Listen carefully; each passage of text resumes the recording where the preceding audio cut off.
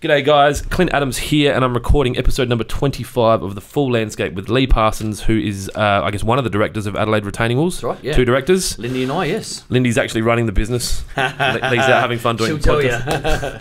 So today, what we are going to dive into is a bit about Adelaide Retaining Walls, Leigh's experiences, I guess, the mentorship that he has to him in his business and his, I guess, how he sees that. We'll talk a little bit about work-life balance, and hopefully there's some tips and tricks in there for landscapers and people in, I guess, retaining wall space to take on board. So thank you for listening, and I hope you enjoy. Y'all ready to turn it up tonight?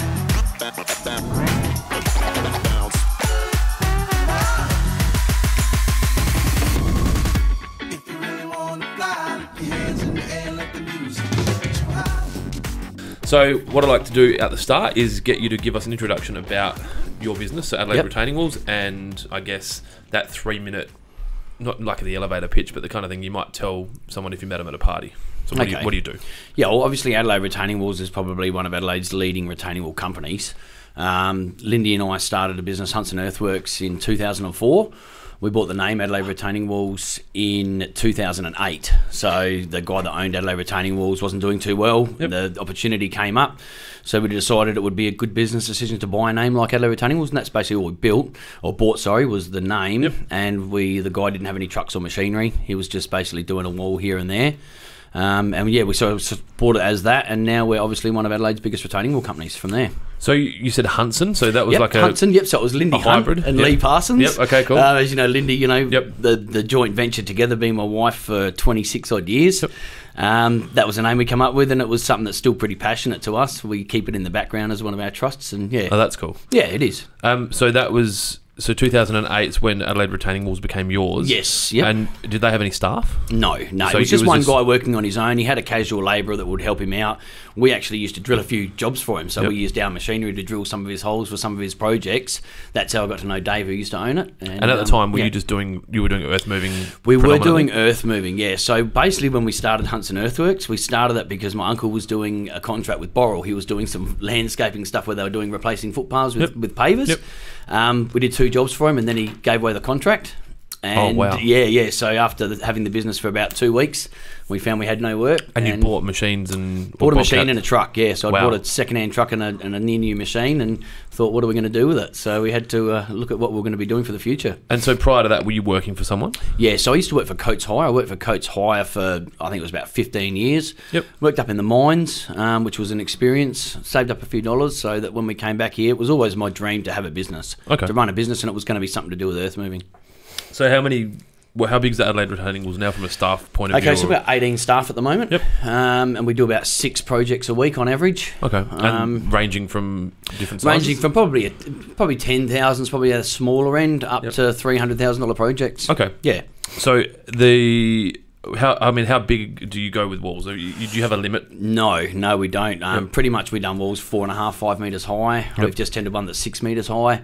And they just have to be engineered? That's right, yeah. And we work closely with a company called Harriet Engineering. Yep. Andrew Lee there is fantastic. We deal with him all the time. Yep. We're at a stage now that we've been doing it so long, we basically know what Andrew's going to come back with his design, so we're very good at quoting to know what he's going to come back with, so we don't have to do variations once we get the engineering. Because you're not getting anything new. No, that's right. It's always suburb. exactly, and it's a different situation. And site situations, we always sort of start to get to know when we're dealing with rock or getting to deal with sand or loose soils and expansive soils that are in Adelaide. As you know, we've got some pretty bad soils here. Yep. So the experience as far as that sort of thing goes a long way. So do you guys do anything other than retaining walls, or it's just been the focus to stick with that? The focus is, obviously, we've sort of got our core market, and that's retaining walls. We do a little bit of earthworks for clients that are building a retaining wall, and we do fencing for clients that are doing a retaining wall, but we don't go and do a fence, or we don't go and do a block cut or anything like that unless we're doing our core business. And there. if someone said, "Oh, look, while you're here, can you do some paving or whatever?" We refer them to a contractor. If it's someone who wants to deal just with us, which we get quite a few clients that just want to deal with us, and they're happy for us to negotiate and deal with their clients. So you can their manage the project for them. Exactly. So we project manage it and make sure that everything's done to our standard. And what's your role in the business now? I'm assuming at some point you were doing everything. Yeah, so I mean that's probably something that it's a pretty good story, and I'm assuming it's like most people in business. So I started out on the tools. It was me and my cousin who was helping me a lot in the first early days. My dad come and helped me for a couple of years, so I was on the tools doing the quotes, doing the machinery work, drilling the holes, putting the sleevers in, doing all of that sort of stuff. the biggest step, I suppose, was getting off the tools. So coming to a point where you say, look, I'm getting too much work. I need to get off the tools and start basically managing my business, doing operations, doing sales and that type of thing. So that was a pretty big step, was to get off the tools originally. You don't do any work on site now? No, I deal with my clients, but I don't do actually any of the physical work at all. I just don't have the time. And how long has that been? That's probably been for the last 10 years I haven't been on the tools. So almost early in the days of Adelaide Retaining Walls. So pretty much since we bought Adelaide Retaining Walls, when we made that step, we bought another truck and machine. Yep. So we had 2 trucks and machines, and that's when we started to build up our workforce. So having those 2 trucks and machines going all the time, pretty much needed someone out doing quotes and then organising materials and job sites and stuff like that. And when you say a machine, I'm assuming you're talking an excavator of a certain excavators size? and trucks. Yeah. So what size excavator? So when we started Standard. the business, we started with an 8-ton tipper that I bought from an auction. Yep. Paid like $25,000 for this truck. Yep. Within about 3 months of having it, it blew an engine. Oh no! It cost me $15,000 to fix that. Oh god! Just for some context, what would a truck like that cost if you had to buy it? Brand new, $90,000. Okay, so you're still 50 better. Yep. Yeah, 50 better. But having said that, that brand new engine lasted 12 months and that blew up as well. And the guy that built the engine went out of business. There's nothing you can do. No, unfortunately, it's a big learning curve, mate. I won't ever make that mistake again. So what did you learn from that? So what I learned was that trying to save $1 to get started might have been okay. It might have been a reasonable decision at the time. Yep.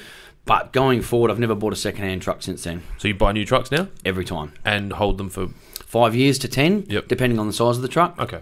So anything over a 10-ton truck will hold for 5 to 10. Yep. Anything under, depending on the kilometres that it's done in the time, probably 5 to 7. Do you guys do a lot of Ks? Comparatively to, because you just drive to site. It's all and work. local stuff, yeah, and they're not driving back and forth all day, so they're basically taking machines to site, maybe doing a dump run here and there and bits and pieces like that, but it's not continual. Because you're only removing the soil that's going, That's required, if you've got, I guess, That's piers right. or whatever. Yeah, going exactly. in. So Okay. most of the time it might be a couple of loads from each job, something like that. Every now and then if the customer wants a backyard dugout that the builder hasn't done, well then we'll take that on. It might be 20, 30 loads. So how many hours a week would you say you're working now? And it's a funny question I ask. It is. Because if you're awake, a lot of times if you're awake as a director, you're working. But So I'd say at the office probably 50 plus. Yep. Awake thinking about the business, mate, I'd hate to think. It's just if you're alive. It's a constant. Yeah. This is one of the questions that I was going to probably ask further in, but it's probably more relevant Sure. now. I guess, what does work-life balance look like for you? Okay. That's probably one of the hardest things for any business owner to manage. I've got young kids like yourself. So I've got a 7-year-old going on 8 and a 11-year-old going on 12. Usually they're going on 20, aren't they? Yeah, my daughter is going on 16, which I like to tell people quite often. It's a very hard thing to manage, and spending time with family, which to me is important. So the work-life balance, there's probably things that I would like to do more of. I go to my kids' football. Yep. So they both play sport and they both play football. I go to every football game. Soccer and basketball, some of those games have been a bit earlier, so it's been a little bit harder for me to get to. Yep. But because it's so important to me, it's something that you really have to make time for. So I don't think there's any reason why you can't work around it. And I suppose being in the situation I'm now, as being like a managing director of a company, I've got that little bit of flexibility to be able to do that, you know. So if there's a sports day or an X, Y, or Z, you can. I find that you can bounce. You can, for a little while. and then also it comes to whether the kids want you to go to these things too. Sometimes, you know, my kids are at that age where don't want dad there. It's not Sometimes, cool. another time, yeah, exactly right. So, I guess it's everyone has a different definition of work-life balance. That's why I was intrigued to understand. Because I guess I don't think there's any right or wrong. no, that's right. right for It's you. a personal thing, I think. Yeah. I guess, are you still in a growth phase for the business, or I think are we're you always in a stabilising? growth phase. So is the goal to just keep growing forever? No, I've got a size for Adelaide Retaining Walls Yep. that I think that we're going to get to. Well, we're going to get to it. Yep. And I think we're probably about halfway there at the moment. Okay. We sort of, over the first 10 years of business, we consistently grew. Yep. In the last 5 years, we've probably sort of more stabilised, and we've been working on processes and systems and building up the foundations of the company to be able to grow to the next level that we need to get to. It's a very familiar story. You've got that first 5 to 10 years of just rapid growth and Yes. just kind of trying to keep your head above water to breathe. And then you realise, holy shit, we have no policies, no procedures, Yep. and you have to work on those. Yeah. And I think we're probably at a similar stage. Do you, I guess, did you find one of those times more desirable than the other? Obviously, for people listening that might have 4 staff, Sure. I guess should they be enjoying this time now? Is there a because sweet it's spot? Because Is it's that about to what get you're shit. And then on the other side, and I guess a second part to that question is, would you have done anything differently during that growth period? That's probably a better question. Would you have done anything differently during that growth period to make sure that the policies and procedures were dealt with then rather than now, or you just couldn't? You probably can't do a lot because you're still running your business. So like we said before, you're still at the point where you're on the tools. So it's very hard to build policies and procedures and get your head into that mindset when you're still doing jobs. Yep. Then when you transition into basically running a business and you're doing mainly sales all the time and stuff like that. So you're busy driving those sales. You're busy building the size of the business as far as revenue and turnover goes. So I think everything happens for a reason. So you get to stages in your business where you're forced to do things. So I got forced to put on a sales manager because I was too busy running my business to do all the sales and meet customers' demands. So I think you sort of get to points in your business where you're actually forced to grow. Yep. And then you might grow a little bit too quickly, and that's when you've got to slow down and come back and build those foundations to where you are. Yeah, I get Does that make sense? It makes sense to me. Yeah. Because we've been the same. You kind of, I guess, when as a managing director, and I'm gonna, Yep. I'm assuming you haven't done any formal education in management. Have you done any? I've done a couple of certificates in TAFE and stuff like that. Frontline management. It's the same thing. Yep. Yep. And so you can't. Most of the management that we're learning is real in life. business. Yeah. So you don't actually know the stuff you don't know. No. So it just comes up, and then you Yep. might do a tender, and they'll go, "Have you got this?" And you're like, What's that? Yeah. yeah. We've got it in 6 days. Is that going to be good for you? And just on that, always saying yes. That's been a one for you? Lindy and I always looked at our business as being bigger than what it was because we had that vision. We knew where we were going to be, so we didn't lie, we didn't, false truths or anything like that, but we Yep. always portrayed ourselves as being bigger than what we were because that's what we saw ourselves as. Yep. So you took that mindset into say a meeting with a client. Yep. And they, I guess, it's not fake it till you make it, because I don't like that. No, neither do I. But it's like, I guess, just saying yes is probably the best way of putting it, because and you do making this? a commitment. Yep, we can If do you that. make a commitment to a client, you're very much like me, customer focused. We make a commitment, we're going to make sure that we deliver on that commitment. Yep. So if we make a commitment, we're going to do everything we can to find out how we're going to do it, and we make it happen. So if that costs you time or money, Yep. you'd still do it. But that's building a foundation, isn't it? Because we're making a learning experience from that. Yep. So when we make a commitment to a client, like you say, it might cost us a lot of time and money too sometimes, but we're going to learn from that, aren't we? And then you're not going to do it again. That's right. Or we're going to do it differently, or we're going to have the systems in place to next time be able to better manage it. Do you say no to anything? Yes. Yep. Yeah. And I think that's probably something that over the past 5 years I've learnt more. That there are times when you have to say no and you have to walk away. We want to be one of the best service-based industries in the world. So when a client asks you to drop your price to match someone else, you just can't do it. You can't supply the service that people like you and I need to supply to our clients and our clients expect at that price, because you're going to be forcing guys to work quicker, faster. You're going to be trying to cut corners to break even on a project. It's just not worth doing it. What is something that your clients don't know that you'd like them to know before they meet with you? Like, examples I can think of is different grades of steel, or I don't know, different depths of boring, Piers and stuff like that. So what's something that comes up that you'd love to just go, I wish everyone knew. Yeah. Look, there's a lot of things in retaining walls, and it's probably similar to what you guys do. There's so many different products out there. The quality of materials is a huge thing. We only use Outback Sleepers, who are probably one of Australia's best sleeper manufacturers by far. Yep. Their quality assurance, their engineering that they work to is just phenomenal, and the people that run the business think very similar to we do. They want to supply a great product, and they want to be a really good customer service focused industry. So getting that product and passing it on to our customers comes at a cost, because it's not the cheapest. Yep. Steel, like you brought up, we only use galvanised steel, Yep. and that's because of the maintenance factor over the years of a retaining wall. I mean, a minimum life should be 15 years in a retaining wall. So and that's the minimum. Minimum, exactly right. I mean, there's retaining walls that have been around for 100 years. Yep. The new system that's most common is obviously the steel beams and concrete sleepers. Yep. Those systems should be around for at least 50 years, you know. I suppose we're limited in South Australia with some of the soil types that we have to deal with, and you know, the life of a house these days is probably only 25 years. Well, that's what they're not. Yeah, they're guaranteeing it for different times, aren't exactly right. So, I suppose using galvanised steel reduces any maintenance that the clients have to do. Yep. Putting proper drainage behind the walls to make sure that there's not excess pressures from the clay soils that we mentioned earlier in Adelaide are quite severe. Mm-hmm. They have a big tendency to swell, and some of that swelling is quite dramatic. So reducing pressure behind the walls through drainage systems is a big system as well. Yeah. You mentioned concrete sleeper retaining walls. Sure. What percentage of your business would be concrete sleeper retaining walls? 80%. Yep. 80% easily. And dry stack stone and gabions, or where do you go outside of that? We do bluestone and a bit of moss rock, but mainly bluestone. We're doing quite a bit of that sort of stuff at the moment for Because clients. it's popular? It is popular. Yep. It's moss rocks. We'd be lucky to do one of them a year nowadays. And there was a period when moss rocks were ruled everywhere. the world. Yeah, you look at Golden Grove, Yeah. places sort of where we grew up. Yeah. Moss So rocks like were everywhere. 95 to 2005? Oh, Or even earlier? Even earlier, 90 to 2000? probably 90s to 2000. After 2000, they probably started phasing them out a little bit. Maybe Yep. early 2000s, they used a bit. Yep. Supplies getting a little bit hard on those. They were going out Tunkillo, and now they're going out a bit further around those sorts of areas. So the cost's getting higher to bring the stone in? It is, and the quality of the stone's not there. People are starting to realise that the moss rock looks great when you first put it in, but if it's not facing the right aspects, the moss is no longer there, and you basically got big boulders. I guess it's like taking a plant from Queensland and trying to grow it Exactly in Adelaide. right. It's a different exactly the environment. same thing, and people talk about putting yogurt on the rocks and things like that. It's just not No. going to happen. So, yeah, moss rocks are probably sort of slowly dying out, and the bluestone look walls are really, if you get them right, they look really good. Bluestone, as in sawn cut. They're Or not like- sawn cut, they're or rough actually- cut out of the yep. quarry, but So similar to a bluestone wall? it is, yeah. So the older bluestone stonemason walls are quite Sorry, expensive. moss rock. Yeah, so they get quite expensive because there's a lot of hand labour and a lot of fiddly work that goes into them. Yep. But the rough stacked bluestone, which is basically like what a moss rock wall used to be, Yep. but now they're basically doing it in bluestone because it's a nice and neater format, squarer looking rock. They do sort of interlock a lot better and they look a lot nicer. Okay. Yeah.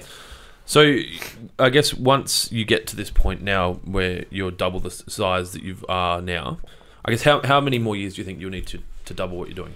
Oh, I think probably 5 years. Yep. So 2025, 2024, 4-5 financial Yep. year, what does your day-to-day look like then? What are you hoping for? I'm hoping to have some help managing my business. Yep. I'm hoping to have someone that's basically running my day-to-day part of my business, and I'm there to look at vision and growth in other opportunities. So you, as in other opportunities that might be in building or No, construction, or still in retaining walls. Yep. Yeah, but I think I think that retaining walls have basically had a few basic core products for that we can remember in our Yeah. lifetime.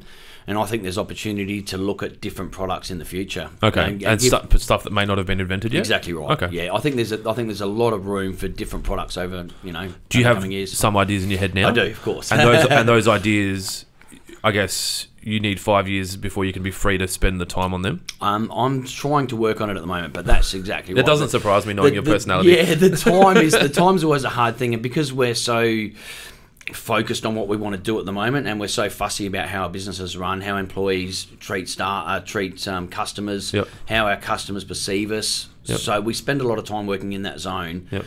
Vision and working on future stuff is, we tend to put it on the back burner a little bit. Which is fair, It is fair. because there's no point getting to the future with no staff. No, and again, it comes back to foundations too. So making sure that what we're doing at the moment works well. Okay. Yeah. So you've mentioned a bit about, I guess, things that I believe a lot in Yep. around values, and I guess earlier you mentioned about having values with Outback Sleepers. Yes. Is that something that comes from, I guess, that you've learned through mentorship or coaching or reading or podcasts or just general osmosis? I'm actually glad you brought it up. Mentorship is a huge part of growing a business. Okay. I probably can't put enough emphasis on having the right people around you. Mindset coaching, as you know, I do a lot of work with Michael from Mojo Master. He's been fantastic with us over the past 4 years or more. Around building your mindset. So you and Lindy? Yep, mine and Lindy, getting our mindset right, understanding what happens throughout your life and what challenges are thrown up and why things are happening and how to deal with those things. Yep. I think everyone should look into that sort of side of things, especially as a business owner. Yep. Life's not easy, No. but you have to understand that it's never going to be easy. Yep. And you have to understand that there's always certain things that happen throughout your life for a reason, and you've got to look at why those things are happening and what it's telling you to do about your life. So how long have you been working with Michael? I would say at least 4 years working with Michael. Yeah. And were the changes that you noticed, did they kind of happen as a large amount at the start and then they kind of smooth out, or did it take you time to learn techniques? It took me time to understand it and then learn those techniques over time. So Yep. we've done quite a few of his events. Yep. And each event we learn new stuff, and we talk about stuff that we've learned in the past, and it just keeps refreshing those thoughts. Yep. And to me, it helps me manage my feelings. Feeling sounds fluffy. No, that's, yeah, but you know what I mean about feelings as far as, you get guilt sometimes, you get anxiety, you get, frustrations. All of those sorts of things are happening for a reason to try and put you back on your path. And I get it. I think this is a conversation that's not being had enough, especially, Yes, I guess, I in a totally very agree. manly industry. Exactly right, And that, I guess, for me, I'm starting to explore more around, I guess, my own mental health. I've always been quite, like, I've got this covered. Yep.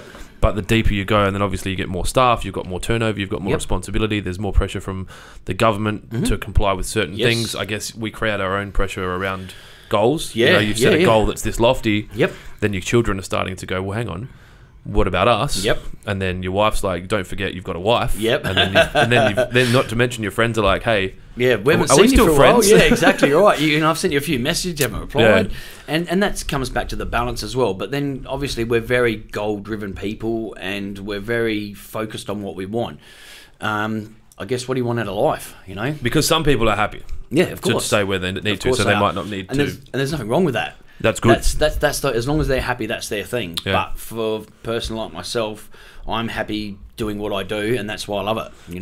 I've been trying to articulate it recently. It's kind of like, I think you would be similar, correct me if I'm wrong, that you know what you want to do. The only thing that's holding you back now is around your own personal your own mindset, which you just talked about, because it's those nights where you're like, you know what, maybe it's the goal's too big, or those mornings where you're just like, I just don't really think I want to do this anymore, or you lack that direction. Yes. Yep. I think it's good to have that that coach role or mentor role there. I've been skeptical about paid coaching on and off. Yes. Sometimes I come into it, sometimes I come out of it. Yeah, and that's probably a really good thing that you've brought up about shutting out money for it. Yeah. For me, when I looked at some of the figures of working with people like Michael and stuff, and you think, well, it's a lot of money. Yep. It's the best money I've ever spent. Yeah. I guarantee. Well, you're spending it on yourself. Yeah, and I'm aren't not just saying Michael in particular, but that sort of avenue for me is just the best money I've ever spent. What's your learning style? Can you sit in a classroom for more than 2 minutes? What do you think? I know you pretty well. No, that's why I ask. But these events aren't around that sort of thing. No. You're learning so much, and it's not just about sit and listen to what I've got to say. You're working on yourself the whole time. I think as well, someone like Michael, and I've got other examples of people that I've worked with as well, who understand human behaviour and, I guess, learning styles. He'll be conscious of the fact that you don't want to sit still, and you need to be doing stuff. Sure. And so he'll make sure he covers your learning style and Yes. then their learning style. And there's probably people in the classroom that are quite quiet and reclusive. Yep. And he understands their learning style. And if you kind of cover all those learning styles, Yep. then the whole room Which is benefits. a whole other thing about personalities, different personalities too, getting to know how different people, like to communicate with each other. So Was that a gap for you at the start? what? Like the understanding different human behaviours and, why can't this guy just get it the way I get it? Yeah, and to be honest, it's only something that I'm recently getting to understand even more. It's something that I've been really interested in. It's something that we're working on in Adelaide Retaining Walls at the moment. Is culture, and personalities is a really big part of that. Yep. My type of personality is I want to do things now. I want it done this way, and I'm very decision orientated and want things done straight away. Whereas other people like to have things mulled over. They like to think about things for a while. They need to be very clear on every step of the process. Have you done a disc analysis before on your personality I've type? done colour analysis and stuff like that. I'd say you and I have very similar. Yeah. We're probably not exactly the same, but we're probably both DI. Like, Yep. can't understand why people can't just understand. Kind of thing. Yeah, exactly. So that's that. Getting back to working with staff and working with clients, you need to understand their personalities to a certain extent to be able to communicate well with them. Very true, especially when you've got as much energy as you do. There's probably going to be clients where they're just going to be like, whoa. Yeah, I've had a couple of clients that I've said to other staff, Lee speaks so quickly and, he rushes through things, and it's something that now I'm really trying to get my head around is slowing myself down. It's tough as well because you can't not be you. Yeah. And you get a lot of this external input, and I get it a lot, especially Feedback. now that we're doing so much of this. You might be wondering why I've got a rubber band around my hand. It's designed to remind me to let the guests talk. It's a new trick that it's today I've started it. Sure, that's good. Because you're not a problem for me because you've got enough, I guess, talking ability. Yeah. But sometimes I'll take over a podcast. Yeah. And then the feedback I'm getting is like, you shouldn't do that. It's hard because it's still me. Yes. And you'd be the same. Like, well, I talk fast because it's me. Yeah. And what got you here is you. Yeah. So why change? But then I think it's still important to take on that. It that is, feedback. yeah. You have to see it from both perspectives. Like when we're communicating with other people, we have to understand how they like to be communicated with, but then on the same token, they need to understand how we need it to be communicated with. So when staff come to me, I've got an expectation on how I want to be communicated with, and that's how I'd like for them to discuss things with me. Yep. But when I want to discuss things with them, I need to understand how they need to be communicated with. So I've got to take that into account, and I can't just expect everyone to change to me. No. That's not the way things are. No. Yep. So your work with Mojo, is that the only kind of personal education that you do? As far as mindset, yes. Yep. But we also have some directors that come in and help us out with the business. Okay. So we've got 2 accountants. One of them, Dan from Pro AMS, he basically does all of our bookwork for us. So they're directors as in non-executive? No, or they're nothing to do with the company, Yep. but they come in as an advisory role to the Yep. business. So kind of like accounting coaching? Yes, well, sort of. So Dan from ProMS runs all of our accounts for the business. So he does all of the software back end stuff and things like that. Runs our management system, Yep. CRM, and all that sort of stuff. We meet once a month with Dan and Philip Arnfield, who used to be our accountant. He's no longer doing accounting stuff, but they come in once a month, and it's about accountability. So those 2 will come in at the same Yep. time and So- meet with you and Lindy? And me and Lindy, so the 4 And of us any sit management? down. No, so just you guys just at the the moment? 4 of us. Yep. Talk about personal and business, or just business? Mainly business. Yep. Mainly business. Yep. So you told us last month you were going to do this. Yes. Why didn't you do it? Yep. Congratulations, you did it. Yep. Let's celebrate that small Yep. win, that kind of thing. Exactly right, and we don't talk about excuses. There aren't excuses. There, there's always things that come up, but it's how we deal with those things, and obviously making sure that we're on the right track. We've got vision and goals of where we want to be, and it's not always about money. It's about what we want to be doing with our customers, what sort of feedback we want from our clients, what sort of things we want our guys to be doing, how Yep. we want our company presented, vehicles, machinery, uniforms, Yep. all of that sort of stuff. So it's not just about financial things. Yep. It's always about the whole business. Yeah, that Yep. sphere. Yeah, the picture, the vision that we have in our heads, isn't it? Is that something that they've put together, or you guys work together and came up it's with something it? that we work together on. Obviously, we set budgets for financial side of things, but we also look at where we're growing the business and how we're fixing what we talked about, like the foundation. So talking about our policies and procedures, how we're going. We talked about we're going to set this system up. How are we going with setting that system up? Where are we at with that? How nimble do your budgets need to be? Do you set it at the start of the financial year and don't touch April. it? So you'll write now. So you're writing your budgets for Yes, next we next are. financial year. Yep. And then you'll have a deadline, I'm assuming, that you guys put together with them. Yes. Yep. So we work quite closely. We actually set the budgets together. Yep. So we look at this year's financials. Yep. We look at where we've had downturns and stuff in the year, and we work out if we can fix those things or if they're very weather-based. If it's just seasonal or weather. Yeah, for sure. Obviously, weather and seasonal are 2 separate things, and Yep. I understand that as well as Yeah, anyone but- else. Yeah, yep. We've started to get a consistent percentage split across our 12 months. Yes. So I can look at it and be like, October's 11, November's 11 or 12, Yep. December's 8. So what does it work out to? 12? What's the percentage? He's looking at you. He's got his phone in his hand. I think if you divide a year evenly, so Yep. like into percentages, so what's 12 in? Yeah, so it's like 8.6 Yeah, or yep, 8.7%. You generally, and I'm just curious to see Yep. how yours sits. Does yours kind of go 8s, 9s, 9, 7, 9, or Yes, does it it spike does. out to 10 and 12? No, it doesn't quite spike that Yep. much. So you've got a pretty level, Yes, yeah. It basically goes on days in the month too. So like this month. So yes, shit. Yes, yes. April suck. Yeah, April suck. Cancel public holidays. So Yeah. So yes, but then obviously Christmas and things like that, people don't like. that's why spending. December and January. Yep. Yes, Yeah. exactly. Those 2 months and the short April, maybe sometimes February. Yep. But February we seem to be so busy that it counteracts the short month. What do you think that is? People like coming back from holidays. What we find in our business is after Christmas, people have been out socialising. They go to other people's houses. They see, oh, well, your yard's looking fantastic. Yep. Perhaps it's something we could do at our house. Yep. We've got this backyard. When they built the house, they just left it a sloping block. Yep. Why don't we get someone in to cut our backyard out, put some nice retaining walls in, pave it all, and we can put an al fresco out here. We can really make something of our yard to entertain, because Yep. people are in that entertaining mindset over Christmas, and I think they come back thinking, you know what, it's about time we did something at our place. Do you have partnerships with builders, developers, landscapers, patio builders where you just build their walls for them? We don't have official partnerships, but we align ourselves with builders who have got the same values. So they'll say, the wall's getting done, Adelaide Retaining Walls build our walls. Well, they'll say we recommend Adelaide Retaining Walls And it's up to the client then. because of value alignment again. And obviously, if that client's chosen that builder because their values are in line with the builder, then Yep. it's just a natural progression. Yeah, exactly. I met with a client this morning who's building with Metricon, and a fantastic builder, by the way. Built with them myself. And the client said to me, Lee, I'm very happy that Metricon have referred you Yep. and another contractor because our values are very similar and your values align with Metricon, and that's exactly what we want. Do you have your values written, or is it more just a feel that people are getting at the moment? It's a feel that people are getting. Yep. I mean, we do have our values and stuff like that, but it's something that I sort of I keep, not so much myself, but it's something that I feel personally, and Lindy and I sort Yep. of discuss it quite regularly. But I think it's just that feel that people get. Yeah, I people understand. you know.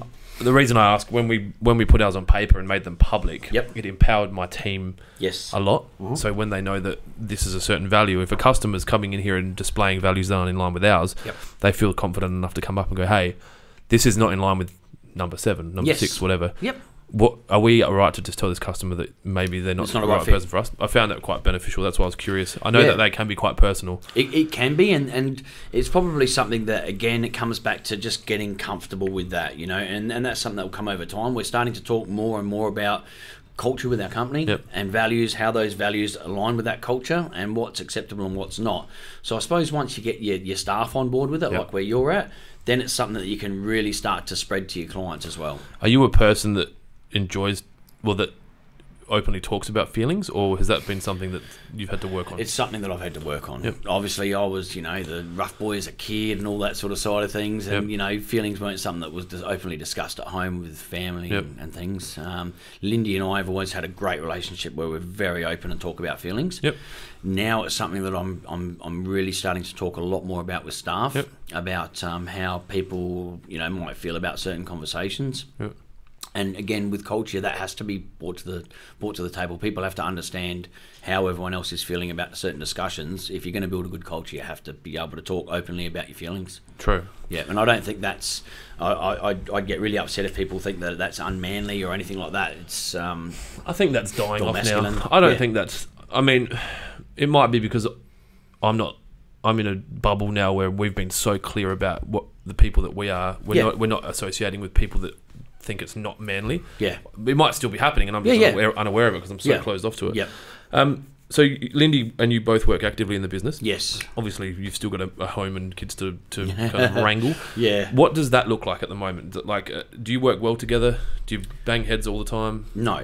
Again, Lindy does some mindset stuff with me as well, which is one of the best decisions we ever made, that we do go it on that together. journey together. Yep. So we understand what's required. So obviously, and in the personality thing again, we've got very different personalities. Apparently our personalities are not supposed to mesh together at all, but when they do, it's magic, and that's what we've got. So I'm very, very fortunate that she understands that the way I make decisions is, bang, I make a decision and I'll stick with it, and then I'll work out how the little things are going to fall into place. Yep. She's detail orientated, so she helps with all the detail for Perfect. me, which Perfect for a business. But that's not supposed to happen apparently. But it does. It works fantastically. She's probably the kind of person that you would be recommended to hire as an assistant if she wasn't already my if you wife. wasn't- that's right, because you need those gaps filled. But that's not to undermine what she brings to the table as well, because obviously there's been times where I start getting a bit out there and a bit too ahead of myself, and she'll pull me straight back in the line. Yeah, I would say Which is being married important. to you would be a challenge. Yeah, for And sure. I openly admit being married to me is a challenge. So I'm not saying that as a We're just thing. that type of people, and it's not a bad thing. It's not a good thing. It is a what thing. it is. Yeah, that's right. Yeah, it is a thing. If we were to go back and talk to, I guess, some of your school friends, well, I guess in the time that you were in the later years of high school, Yep. I don't know how far you got, but say in Not that very kind far, of- mate. I completed year 11. Ah, so That's did as far as I got. Mate, that's year 11's good. Year 11 pretty much covers most of the things we need to do. Yeah, well, we got through it. It's working out for yeah, me, that's right. right. Yeah, exactly right. What would your school friends, I guess, how would they describe you back then? I'm sure they wouldn't think I'd be where I am today. Yeah.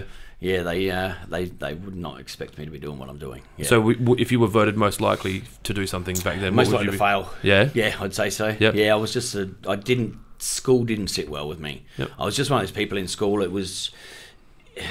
I saw it as it was a very strict curriculum. There was no room for scope outside of it. When I found something I liked in school, I loved it and I did really well at it. Yep. But there wasn't too much in the curriculum that interests me. I mean, when I look back now, I wish I had have been more interested. I like geography now. I Yep. like history. Yep. Two things at school that I said I hated. I don't know. It's just, interesting. now I'm starting to understand a bit more about NLP, and Yes. obviously that's a story that you told yourself at school. Yeah. For whatever reason. Yep. And funny, if you'd known about your coaching, what you understood Yeah. now, you probably would have been able to sit there and go, well, it's not something. It's not. This isn't the story. Like Yeah. history is something that I do enjoy. I just don't necessarily enjoy the way it's being taught here or whatever. But, And that's probably a good point, the way it was being taught. Yeah. You know, that mundane, read this book. I'm not a book reader. oh, I'm the same, and that's Yeah. why I asked you if you have, I guess, podcasts or books, knowing I guess not assuming, but guessing that the reason why coaching works so well with you is because your learning style's like mine, where if someone tells you something Yeah. and you can engage with them, Yep. then it's fine. But when And it's, reaffirm that story and put it into context. yeah, so no reading at all, No, pretty much none. No. just home loan contracts, if that. yeah, exactly. Yeah, and even then I'll get Lindy to check that over Just for me. read that. Yeah. I read the first sentence and I tell kind me of if got there's lost. anything bad in there and I need to sort of Yeah. cross it out. I'm the Just get the same. lawyer to look at it. That's Yeah. it. Yeah, you got to find someone. Because I don't know, it's just I think not being so detail oriented, having vision is my job. Having vision and being very clear on those visions Yep. is what Well, you I'm can't about. change that. It's you. I mean, you Exactly. probably could with some heavy electric shock treatment, etc. Yeah, But do you want to? actually. Do you want to change? Or Like- sedating you or something. No, Yeah, no, that's no, it. no, and that's one of the things that we learn in mindset is, you know, you're there for a reason and you think certain ways for a reason. So that's what you are. Why fight it? Yeah. Do Works you, for us. your staff, you mentioned earlier that you've had a lot of, I guess, long Long-term stuff? tenure? Yeah. What do you attribute that to? Obviously, culture is something that you're only talking about. Yeah. It's a that recent you? thing. Or were you doing that anyway? You just didn't know what it was called. Yeah, I think we were sort of doing that anyway, and we used to do things a little bit differently. It was a bit more casual. We had a lot more barbecues and drinking at work, after work and Yep. stuff like that. Now we sort of, you know, you get to a stage where you can't do that stuff anymore. There's rules and regulations around it, which is a bit, not sad, but It sucks for the guys that were used to it. It does, and that sort of upsets me a little bit. And then I suppose you look at now, we should do more stuff. When it's something we've been talking about, should we do more stuff outside of work? Should we go and do go-karting? Should Yep. we go and play golf? Should we do X, Y, Z?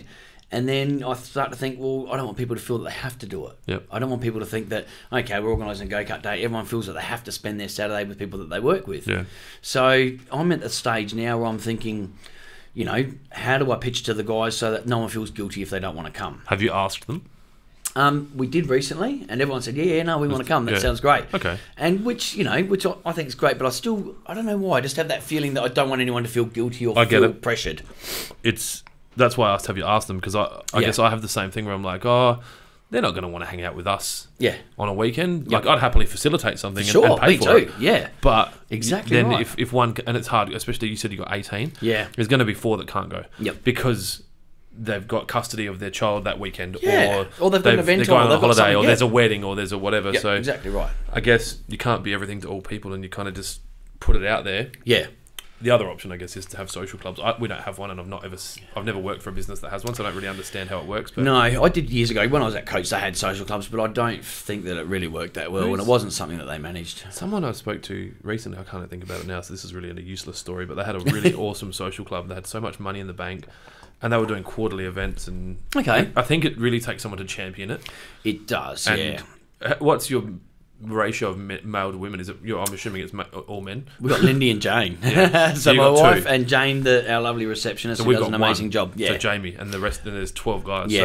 So So that's a big dynamic to work with too. Just it's on a challenging that. dynamic. You have to It have is. the right woman or women. Yep. To be able to handle such a strong or a different environment. Yeah. So And men having such strong personalities, and women can have too, obviously.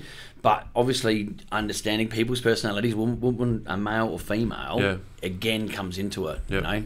Yeah. yeah, and that's not a sexist standpoint. That's No, just not at all. simple Definitely not.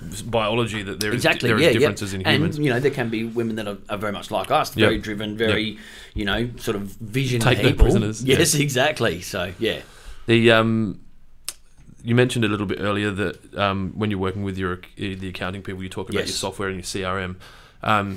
CRM is something that is customer relationship management for people Yes. that don't understand the acronym. It's not something I hear from a landscape company, and I put you in that category. Yeah, because sure. you're doing Yeah, similar well, we work. are, basically, I yeah. don't hear that.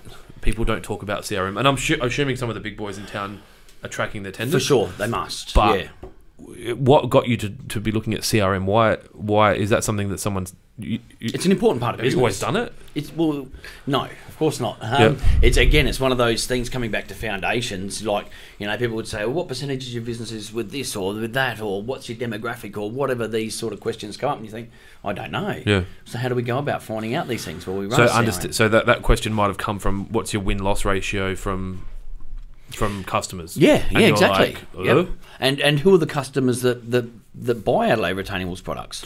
So what is the CRM? So what are you tracking inside that?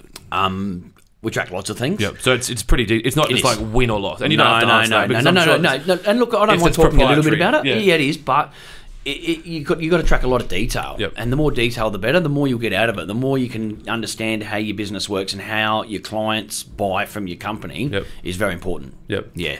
Do you use Xero as your accounting package? Yes, we do. I think Xero, everyone used to use My QuickBooks. Yep. Xero now, Head and because of shoulders. the add-ons to Xero, and you'd be using a lot of add-ons with it. So we don't use Xero, but I understand Xero because Yes. the platform we use is A cloud-based Xero sort of on thing as well. steroids. Well, Yeah. it's cloud-based and open source. So Yes, we can do the add-ons. We can write our own add-ons. Oh, wow. And bolt them in. Cool. So, but because we're inventory-based, it's different. You Yes, know, I'm not we sure. don't use much Do you stock track at your all. inventory? We don't have much stock No, at all. It's We just basically a job in and job out. Yes, so the only stock we hold on hand is stuff like ag pipe for drainage Yep. and steel. We buy in a lot of steel and we cut our own steel and sort of sell that out to each job. and Because things you're like at a that. point, so then that's where the inventory gets managed. So you need to be Yes. able to say bulk lot of steel's been cut down to 6 Yep. meters, 6 meters, 6 And meters. that portion of that still gets allocated to Yep. that one job number. Yeah. Okay. So you can track your jobs down. You can track your profitability of each job. Every single job comes down to every single hour that has been sold or worked out on that job. So every time an employee puts down an hour of time on their timesheet, Yep. it gets allocated to a job. Yep. And every bit of material, whether it comes direct from a supplier or whether it comes out of our workshop, gets tracked to that job. Wow, that's good. That's powerful too. You need to know these Yeah. numbers, mate, because you need to know where you're making money and where you're Oh, not I making completely money. agree. I just find it refreshing that you're talking about it because Yeah. there's so many guys that are. I mean, they're kind of, and not so many. It's probably getting better now with the I guess introduction of software that run it like a deli where they just buy all the lollies for a year Yep. and sell them for a year, and at the end of the year they've got this much money in the bank and They've that's got no how idea much where it they come made. from. Yeah, but they You don't. know? They don't understand where the revenue. Well, you understand where revenue is coming from, but where's your profit coming from? That's right. How are you keeping these staff employed? How are you making sure that you meet your commitments with ATO, Yep. finance companies, whoever it might be? You've got the commitments that you've got to meet. You need to understand where this revenue, cash flow is obviously king with Yep. what we do. You need to understand where that money's going to come from. I don't think cash flow is queen anywhere. It's king everywhere. Yeah. Like, I don't think Yeah. it's. I can't think of. I mean, obviously, you'd be similar to us Yep. that you kind of do some work and get paid for it later. Yes. Or you do some work and not get paid for it later Yep. and have to chase it. So, Yes. I guess. But it's knowing where. When I say cash flow, it's not so much the money in the bank; it's knowing where the money's coming from. Yeah. Yeah. So when I talk about cash flow, it's not actually physically in your hand or sitting in the bank. It's talking about The movement of money. movement of money. Yeah, yeah. That's probably No, I sorry. understand. Yeah, cash flow is probably a bad terminology for it. No, no, I get it. We talked about that. So, if you were to go back to, I guess, the time where you took over Adelaide Retaining Walls, what advice would you give yourself, if any, to do anything differently, or are you happy with? Would you change anything? No. So there'd be no tips that you go, you know what, don't do that deal with that guy, or don't, like some stuff you just have to have. I think you need to learn lessons along the way, and I think if someone told you don't do this, You'd do it anyway. you probably would, wouldn't you? Really, you would. I would. I would too. I'd be like, I'm definitely doing it now if you said not to. Exactly right. So there was things that I did. There was projects that I took on that I wouldn't do. Yeah. But if someone had told me not to do it, I would have fucking done it. I would have. Yep. You know that. Yep. So it happens for a reason. So I look at those things now and go, you know what, that project, it might have cost me tens of thousands of dollars, and I look and get there, and at the time I thought, what have I gone and done? What have I done here? But now I look at it and go, you know what, that was one of the best things that ever happened to me. Because now that'll never happen again. So it might have cost me, say, $10,000 back then. Yeah. But it saved me hundreds of thousands now. Yeah, it's that kind of. I'm going to come up with a cool term for it, but it's like the MBA that you do without Yes. doing the MBA. The School of Hard Knocks. You spend that 150 on Yep. lessons over 10 years, Yeah. and you've basically paid for your MBA. Yep. Well, that's what it comes down to. And I mean, in an MBA, is that really, at the end of the day, is that how does that align with our day to day? Well, I don't think there's enough pain in it. No. Like the pain comes that from you're your dealing mistakes. with is you're learning with we have to pay for this now. Yeah. I have to go home and explain why we're not going on a holiday or whatever. Yeah, that's right. Tell the kids that they're not getting the iPod for Christmas. Yeah, because of X, Y, or Z. Yeah. Is there, I guess, a quote or mantra that you come back to, or that you use in your team? I guess, you know what I mean? Probably one of the things that I'm bringing in as far as culture goes at the moment is I want my guys to think for themselves a lot. Yep. So I want my guys to come to me with solutions. So that's something that we're talking about quite often. Yep. So when my guys come to me and say, here's the problem, what should I do? Yep. I say, mate, I want you to come back to me with three suggestions. Yep. Come back to me with some suggestions and tell me which one you think, Yep. and I'm going to say yes or no. Yep. Because I think that you've got to empower your staff to be able to make decisions. Agreed.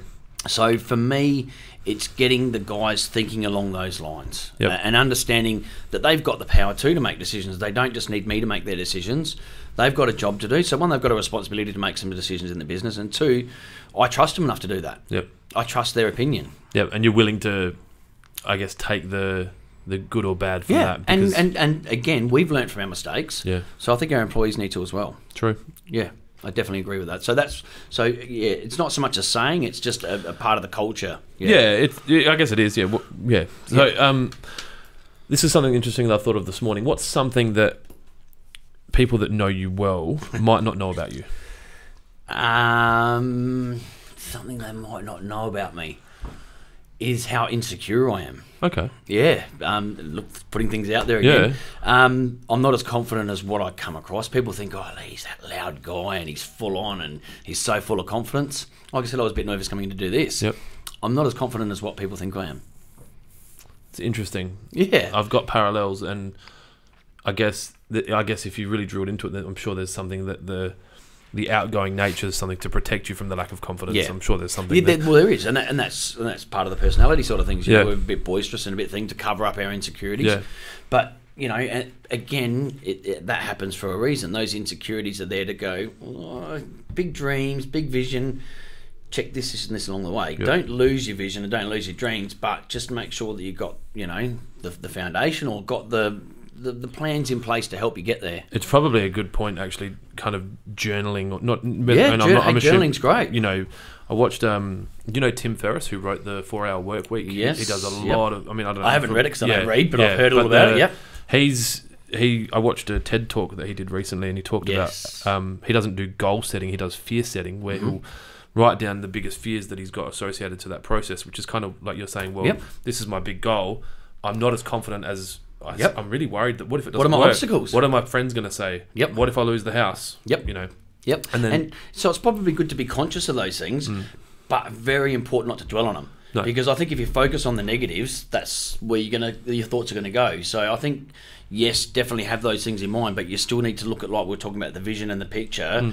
They're the things that you really need to focus on, but be conscious of the other side. Yeah. The balance. That's sorry.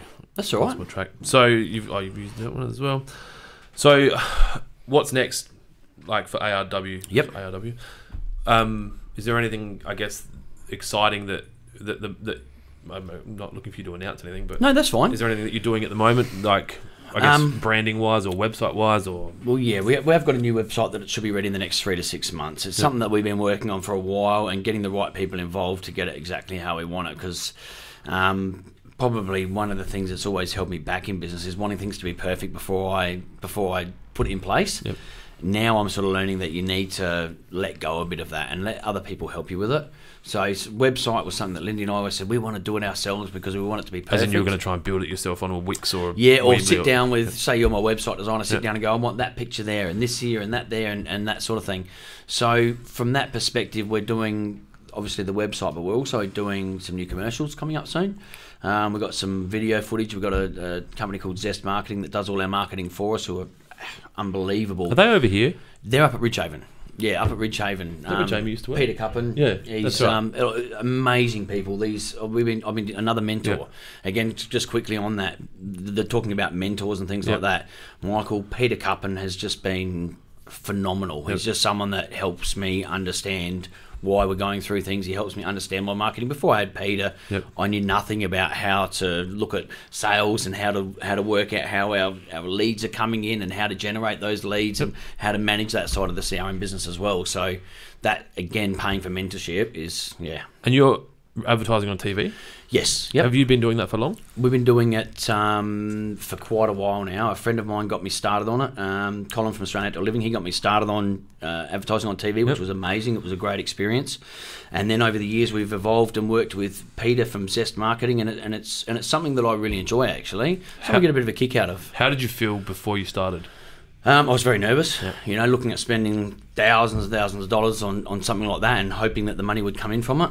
It's a big step. Again, in business, that's another one of those milestones, I suppose, when you move into that level of marketing and understanding what you need to return from it to make that money back it's a big thing. And you'll continue to do it? For sure, yeah, without a doubt. It's funny. It's Jamie, a very important part. Jamie, my assistant, used to work for Zest. Oh, wow, cool. So she's always like, you've got to do TV. You've got to do TV. Well, she'll know the importance of it. And I'm like, TV? No one's watching TV, Jamie. It's bullshit. So it's good to, I guess, hear some feedback from someone who's not a paid ad on the radio.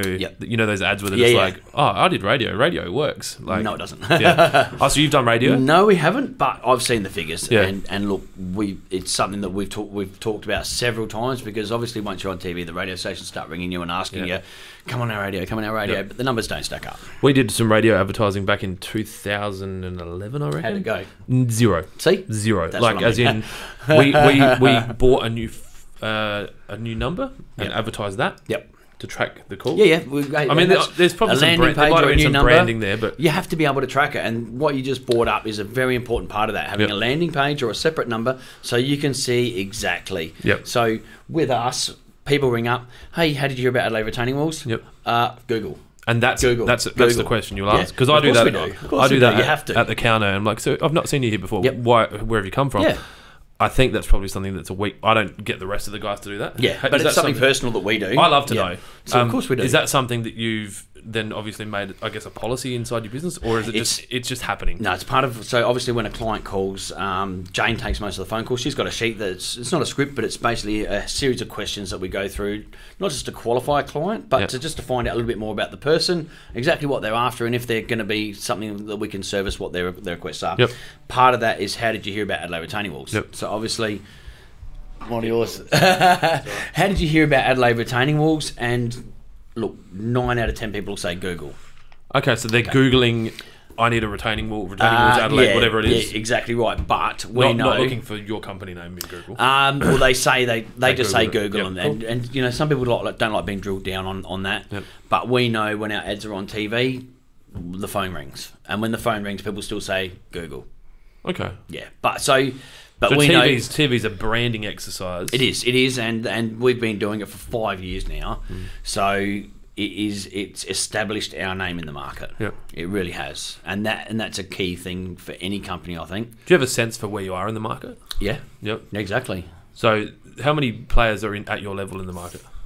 2 to 3. 2 to 3. 2 to 3. Yep. Yep. Yeah. 2 to 3. Being respectful to the others. Yep. Yes. Yeah. Exactly right. And because you don't really know, but you know. No. You know. That's right. Yeah. We know. Yeah. And we know when we're missing jobs and where they're going and stuff like that. But we're different companies. Yeah. So really, for what we do and the customer focus that we've got, I see ourselves as being the best at what we do. And there's only one. Yes, that's right. And it's, to me. And they might say for what they do, yeah. And they do, and they quite openly advertise that sometimes. Yep. But and that's them. Yep. I don't care what they do. I don't get caught up on. You what don't my watch? Because I get that. Like, I kind of watch, but I don't watch. It's hard to explain. Why get caught up on what other people are doing? Well, then you're not worrying about what you're doing. We've got enough on our plates to run our businesses and to make sure that we're doing what our vision and our goals are. We've got to make sure that we're doing that correctly. And when that doesn't happen, I get upset. I don't care what my competitors are doing unless it affects me. Yeah. Really, the scoreboard kind of takes care of itself, doesn't it? It does, yeah. And is there a need to keep score on what others are doing? As long as we're doing, yeah. But I feel, for me, as long as I'm doing what I promise to my customers I'm doing, I'm happy. Yeah, yeah. I wish I was. I think I'm probably a couple of steps off that. I still have a lot of ego attached to winning. Oh, for sure, and everyone does. It's how hard is it when you miss a tender? We missed a few. Friday morning last week, we found out about some decent chunks of work. Yep. And I'm kind of not getting used to it, but I'm getting better at accepting it and just going, well, these are the things that happened and this is what we learned from it. And that's, I guess, what I'd like to take to these guys is go, well, it happened.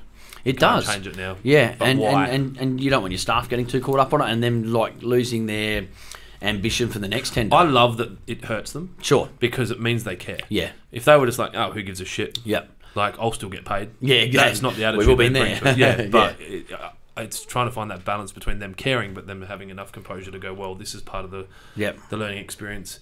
We probably should have followed up a bit quicker, or we probably should have put a little bit less margin on it, or we probably should have added value here. Or And they're great conversations to have with your staff. They're really good conversations to make sure that they're involved in that process, I believe. They're our most important assets. So to me, if the staff get a buy-in, we call it buy-in with the business, if they've got a buy-in, it doesn't get any better than that. And the culture around that buy-in is just phenomenal. do you involve your staff in any of the trainings that, I guess, the mindset stuff that you're doing, or have you got the vision to do that at some point? Yes, definitely. And facilitate some group Without a training? doubt, I think that bringing mindset into the business is definitely something that Adelaide Retaining Walls Is will be Michael doing. set up to be able to do that kind of thing? Or is He's gearing towards Yeah, that, because and it's he's something that pretty we he is very, very busy. But it's something that we've talked about quite a bit in depth. I'm actually doing some of his NLC stuff that you've probably heard about. It's a little bit different to NLP, which helps me as far as helping my... It's conditioning instead of programming. Yes, it is. Exactly right, yeah. So it's just a little bit different. So that's going to help me to be able to coach my staff a little bit. But I'd still like to bring in someone external, just so that it's not always the boss giving me this information. So they're hearing it from someone else.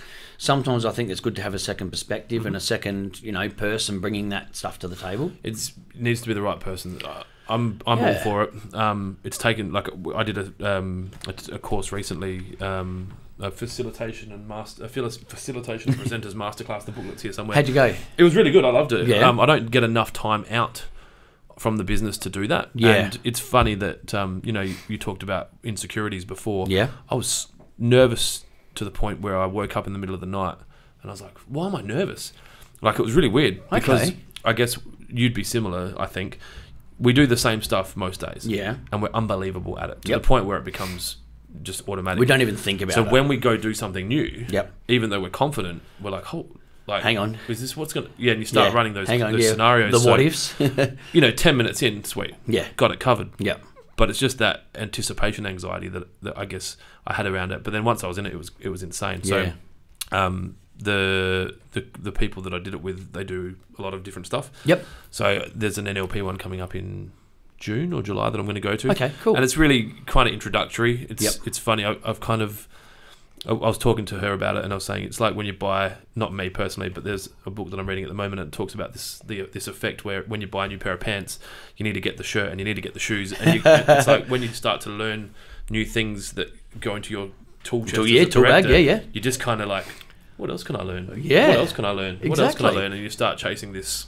Yeah, that whole you want to build on that toolbox, don't you? I know I do, because you see it effect, and you see the benefit, and you get to understand how important it is. Probably more so, how much it means to our day-to-day lives. Not just about growing our businesses or being better at what we do, but how it impacts on the family life balance and understanding relationships and who we spend time with and the group of people that we surround ourselves with. Yeah, I reckon on that note, man, I'm going to say thank you so much. No problems at all, man. Thanks for having me. It was great to see you again. Hopefully, your nerves dissipated pretty early. They did. I think so, yeah. No, they did, mate. You make it very comfortable. Thank you. Beautiful. Cheers, buddy. Thank you.